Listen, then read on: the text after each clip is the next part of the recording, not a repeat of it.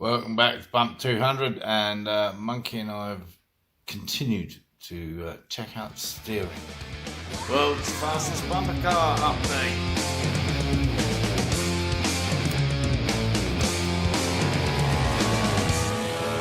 And the tracking.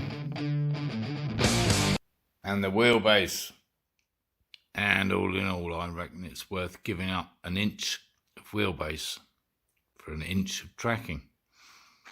I may be wrong.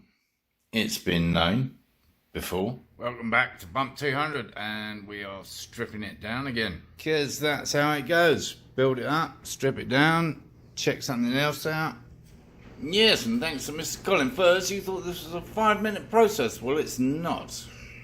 Especially when you don't have funding from the BBC. And in case you don't know what that is, that's Dear Auntie Beeb, the British Broadcasting Company. Yes. Not sponsoring me, sadly. So that would look something like that.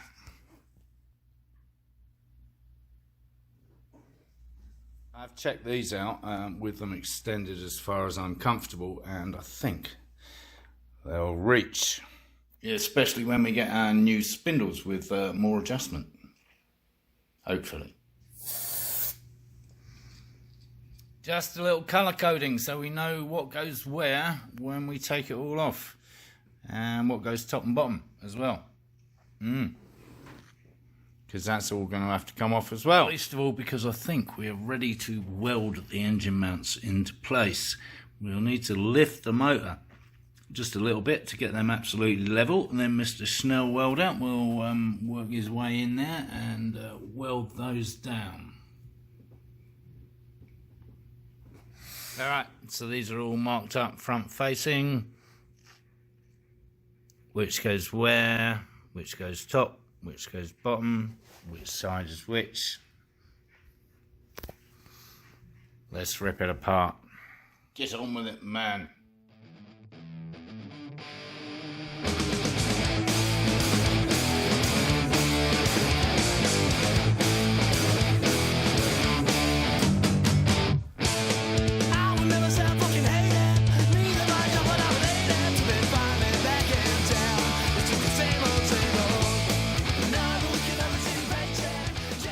So there's our new position, 1 inch further back. Losing wheelbase for track. I did email those guys about their spindles and bearings and things, and have heard nothing. So I guess I'm just going to have to buy them. Probably best to do that before I drill anything, just in case what we've got is no good whatsoever for the new spindles. Which is a shame, because I bought some new drill bits, especially for the job. So I might just do it anyway, and check it out with the current setup, spindles, etc., just to see if the steering works. New holes drilled, and just finagling these, because the boys at TAC drilled them to exactly 8mm, and this is exactly 8mm, so it's a bit of a tight squeeze. So I've got my Tiswas out. I hate the Tiswas, mainly because it sounds like a dentist.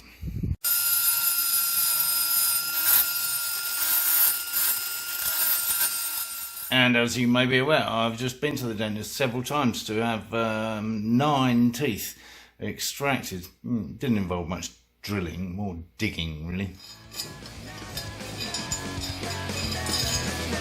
Lovely.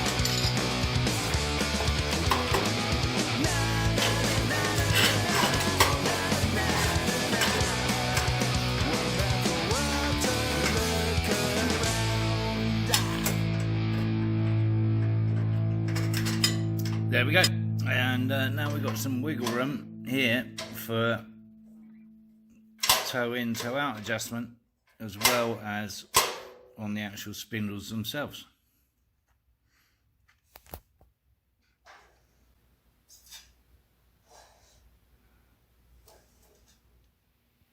Nothing we can't sort with a hammer.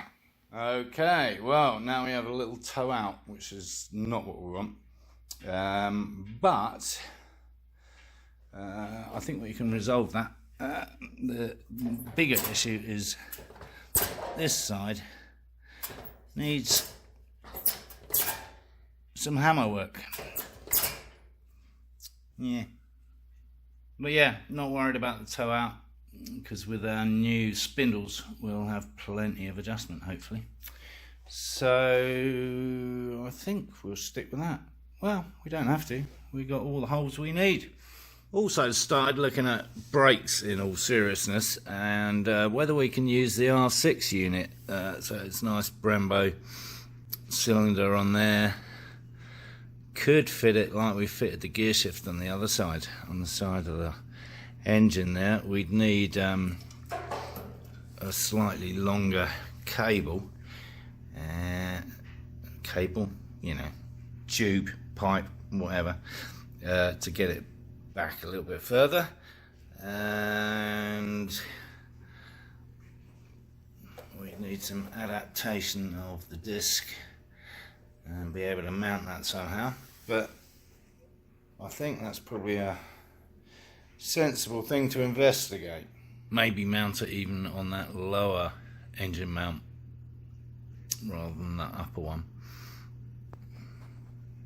Might have to modify the pedal a bit. It's a little bit long, a little bit of overlap. That might work. So I think we'll have a deeper dive into the braking situation next time around. Meantime, I need to, what do I need to do? Well, having heard nothing from neither company on the spindles, I guess I'm just going to have to take the plunge and order whichever one I think is going to work best, and see what that looks like compared to what we've got on there already. Need to clean all that up so Mr. Snell Welder can come and weld it. Involve lifting it up as well, which is why I've got the engine crane here, because we need to get those kind of level. And I need to get on the blower to Ron at Creator. Yes, the blower, the old dog and bone. Find out what the hell's going on with my rear axle, because it's a year later. Apparently good things come to those who wait. And then last but not least, I think the only other thing we've got to kind of consider is the fuel tank situation, fuel pump, where to put it, whether it's going to work, I don't know. But we are making progress, slowly but surely. And I think 2024 will be the year that we see a test run, if not the run. So do stay tuned. If you haven't already, please subscribe down here somewhere. Give the video the thumbs up, and of course, encourage others to watch my lunacy.